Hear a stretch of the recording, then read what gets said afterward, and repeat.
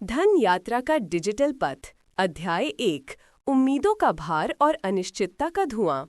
रोहन एक छोटे से शहर की संकरी गलियों में पला बढ़ा एक युवा।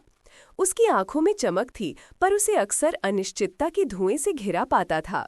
उसके पिता एक सरकारी दफ्तर में मामूली क्लर्क थे और माँ घर संभालती थीं। सीमित आय, बढ़ती महंगाई और 2 छोटी बहनों की शिक्षा का बोझ, ये सब रोहन के कंधों पर अदृश्य रूप से टिका था।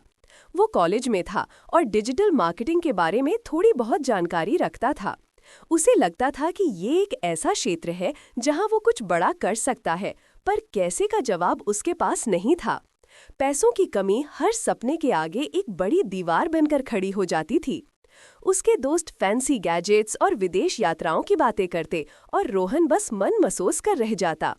उसे अक्सर रात में नींद नहीं आती थी। सोचता था कि कब ये चक्र टूटेगा, कब वो अपने परिवार को एक बेहतर जिंदगी दे पाएगा।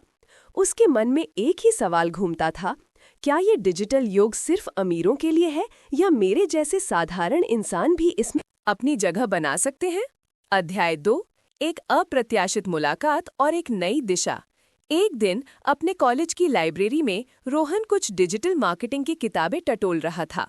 तभी उसकी नज़र एक पुरानी बिना जिल्द की किताब पर पड़ी जिसका शीर्षक था धन की माया और उसका विज्ञान। उसने उत्सुकतावश उसे उठाया। किताब के अंदर कुछ पीले पड़े पन्ने थे और उनमें से एक पर बड़े अक्षरों में लिखा था, तुम्हारा डिजिटल सफर सिर्फ मार्केटिंग का नहीं बल्कि तुम्हारे मन और धन के प्रबंधन का सफर है। ये वाक्य रोहन को भीतर तक छू गया। उसने सोचा, ये कैसी बात है? डिजिटल मार्केटिंग और धन का क्या संबंध? उसी क्षण लाइब्रेरी के कोने से एक वृद्ध व्यक्ति की आवाज आई, बेटा, ये किताब किस्मत वालों को ही मिलती है। रोहन ने पलटकर देखा। एक सफेद दाढ़ी वाले सज्जन, जिनकी आंखों में गहरी समझदारी और शांति थी, मुस्कुरा रहे थे। वो प्रोफेसर आनंद थे, जो कॉलेज में अर्थशास्त्र पढ़ाते थे और अपनी असामान्य शिक्षण शैली के लिए जाने जाते थे। क्या तुम्हें भी लगता है प्रोफेसर कि ये डिजिटल सफर सिर्फ मार्केटिंग का नहीं? रोहन ने पूछा। प्रोफेसर आनंद ने एक गहरी सांस ली। बिल्कुल, ये डिजिटल युग सिर्फ सूचनाओं का नहीं बल्कि अवसरों का भी है, और अवसर उन्हीं को मिलते हैं जो उन्हें पहचानना और उनका लाभ उठाना जानते हैं। धन प्रबंधन भी एक ऐसा ही डिजिटल सफर है जहां तुम्हें लगातार सीखना और खुद को अपडेट करते रहना पड़ता है। उनकी बातें रोहन के दिमाग में घर कर गईं।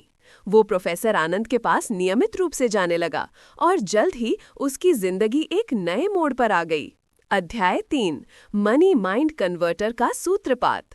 प्रोफेसर आनंद ने रोहन को सिर्फ अर्थशास्त्र नहीं पढ़ाया बल्कि धन के प्रति एक नई सोच दी। उन्होंने रोहन से कहा, याद रखो रोहन, तुम्हारी समस्या पैसों की कमी नहीं बल्कि धन को समझने और उसे सही दिशा में लगाने की कमी है। जैसे डिजिटल मार्केटिंग में तुम नए ट्रेंड सीखते हो, वैसे ही वित्तीय दुनिया में भी तुम्हें लगातार सीखना होगा।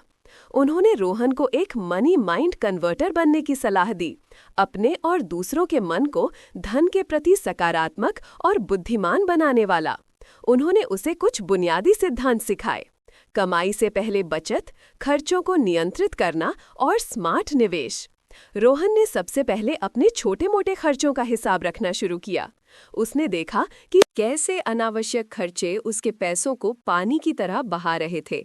उसने कॉलेज कैंटीन में कम खाना, पुरानी किताबें खरीदना और सार्वजनिक परिवहन का उपयोग करना शुरू किया। शुरुआती महीनों में ये मुश्किल था, पर धीरे धीरे उसे बचत करने की आदत पड़ने लगी। प्रोफेसर आनंद ने उसे एक छोटी सी डायरी दी और कहा, ये तुम्हारा डिजिटल सफर का पहला लॉगबुक है। इसमें अपनी हर वित्तीय गतिविधि लिखो। यही पारदर्शिता तुम्हें आगे बढ़ने में मदद करेगी। रोहन ने उस डायरी में अपने छोटे छोटे लक्ष्य लिखे। पहले 1000 रुपए बचाना, फिर 5000 और फिर एक आपातकालीन फंड बनाना। उसे महसूस हुआ कि ये सिर्फ पैसों की बचत नहीं बल्कि आत्मनियंत्रण और अनुशासन की भी परीक्षा थी।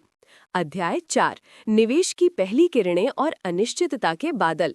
बचत की आदत पढ़ने के बाद प्रोफेसर आनंद ने रोहन को निवेश की दुनिया से परिचित कराया। निवेश एक बगीचे की तरह है रोहन, तुम्हें बीज बोने पड़ते हैं, उनकी देखभाल करनी पड़ती है और फिर धैर्य से फल का इंतजार करना पड़ता है।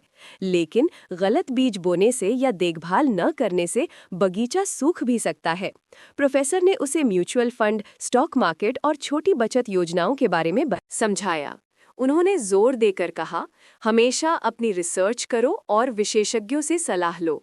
ये वित्तीय सलाह नहीं है, बल्कि शैक्षिक उद्देश्य के लिए है। रोहन ने इंटरनेट पर शोध करना शुरू किया, वित्तीय ब्लॉग पढ़े और छोटे छोटे निवेश के बारे में जानने की कोशिश की।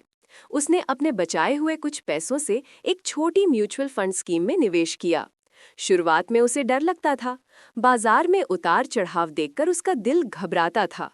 एक बार तो उसके निवेश की कीमत काफी गिर गई और वो बहुत निराश हो गया। उसने प्रोफेसर आनंद से कहा, ये सब बहुत मुश्किल है, मैं शायद इसके लिए नहीं बना हूँ। प्रोफेसर ने उसे धैर्य रखने और लंबी अवधि के निवेश के महत्व को समझाया। बाजार कभी सीधा नहीं चलता रोहन, ये डिजिटल मार्केटिंग की तरह ही है। नए ट्रेंड्स आते हैं, पुराने चले जाते हैं। तुम्हें अपडेटेड रहना होगा और अपनी रणनीति पर विश्वास रखना होगा। उन्होंने रोहन को वित्तीय समाचार पढ़ने और विभिन्न कंपनियों के बारे में जानने के लिए प्रेरित किया। धीरे धीरे रोहन को निवेश के पैटर्न और जोखिमों को समझना आने लगा। उसने अपनी गलतियों से सीखा और अपनी रणनीति में सुधार किया। अध्याय 5, डिजिटल कौशल का वित्तीय लाभ। रोहन ने अपनी डिजिटल मार्केटिंग की जानकारी को वित्तीय लाभ में बदलने का सोचा। प्रोफेसर आनंद ने उसे बताया था कि आज के डिजिटल युग में कौशल ही सबसे बड़ी संपत्ति है। उसने ऑनलाइन फ्रीलांसिंग प्लेटफॉर्म पर अपनी सेवाएं देना शुरू किया, छोटे मोटे सोशल मीडिया मैनेजमेंट और कंटेंट राइटिंग के काम। शुरुआती काम मुश्किल से मिलते थे और पैसे भी कम थे, पर उसने हार नहीं मानी। उसने अपने काम की गुणवत्ता पर ध्यान दिया और धीरे धीरे उसके ग्राहक बढ़ने लगे। उसकी कमाई अब सिर्फ पिताजी की आय पर निर्भर नहीं थी, वो खुद भी कुछ कमा रहा था। उसने अपनी कमाई का एक हिस्सा बचत और निवेश में लगाना शुरू किया और दूसरे हिस्से से अपनी बहनों की शिक्षा में मदद करने लगा। उसे पहली बार अपनी मेहनत का फल मिलते देखकर एक अलग ही आत्मविश्वास महसूस हुआ। उसने सीखा कि डिजिटल कौशल सिर्फ करियर बनाने में ही नहीं, बल्कि वित्तीय स्वतंत्रता पाने में भी मदद करते हैं। उसका ये डिजिटल सफर सिर्फ पैसों की नहीं, बल्कि आत्मविश्वास और आत्मनिर्भरता की ओर बढ़ रहा था।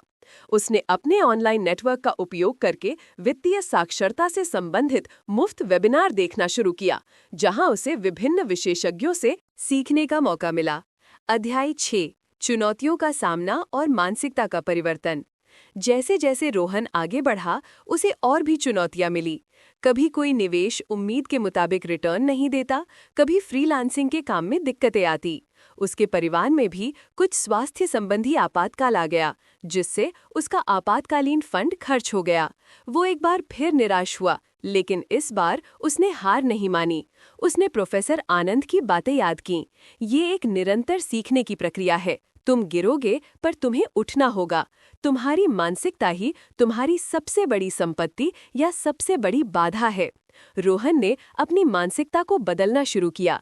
उसने समस्याओं को बाधा के बजाय अवसर के रूप में देखना शुरू किया। आपातकाल ने उसे आपातकालीन फंड के महत्व और उसके पुनर्निर्माण की आवश्यकता को समझाया। उसने अपनी फ्रीलांसिंग दरों को बढ़ाया, नए कौशल सीखे और अपने पोर्टफोलियो को विविधता प्रदान की। उसने महसूस किया कि धन केवल संख्याओं का खेल नहीं है, बल्कि ये धैर्य, अनुशासन और लगातार सीखने की इच्छा का भी खेल है। वो अब मनी माइंड कन्वर्टर के सिद्धांत को पूरी तरह से जी रहा था, अपने मन को वित्तीय रूप से मजबूत बनाना और दूसरों को भी प्रेरित करना।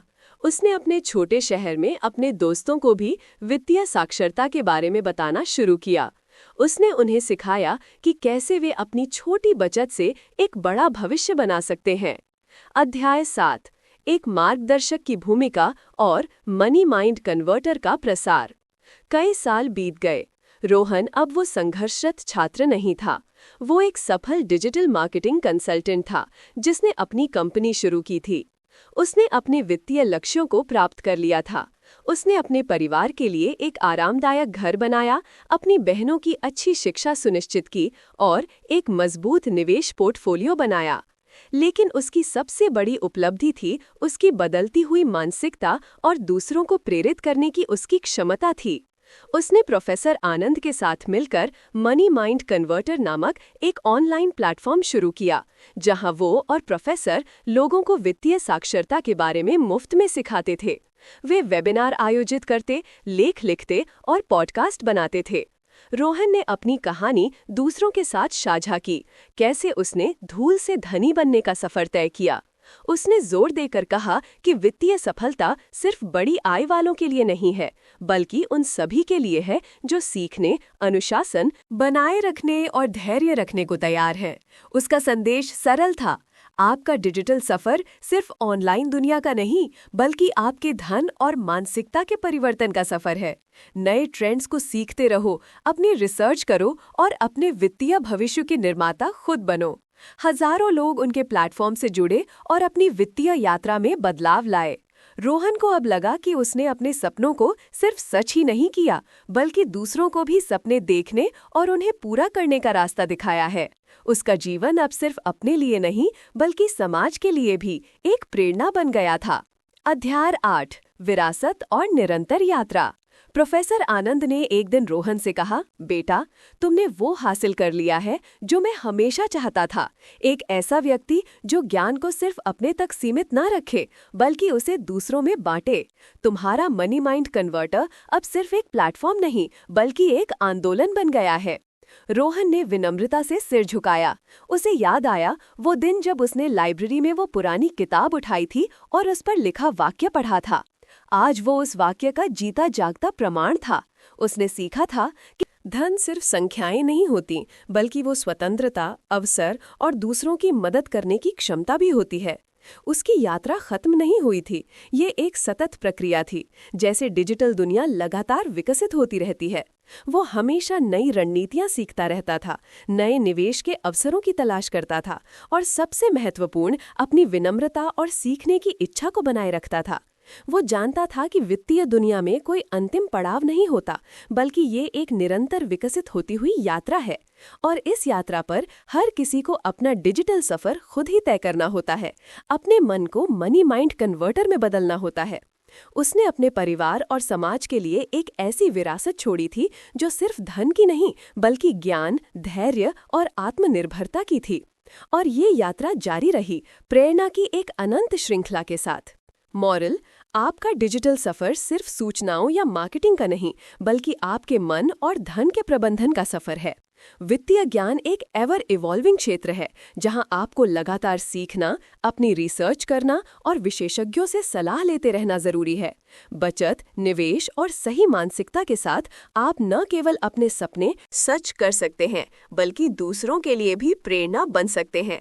याद रखें, ये वित्तीय सलाह नहीं, बल्कि शैक्षिक उद्देश्य के लिए है। अपनी यात्रा शुरू करें और अपने मनी माइंड कन्वर्टर बने।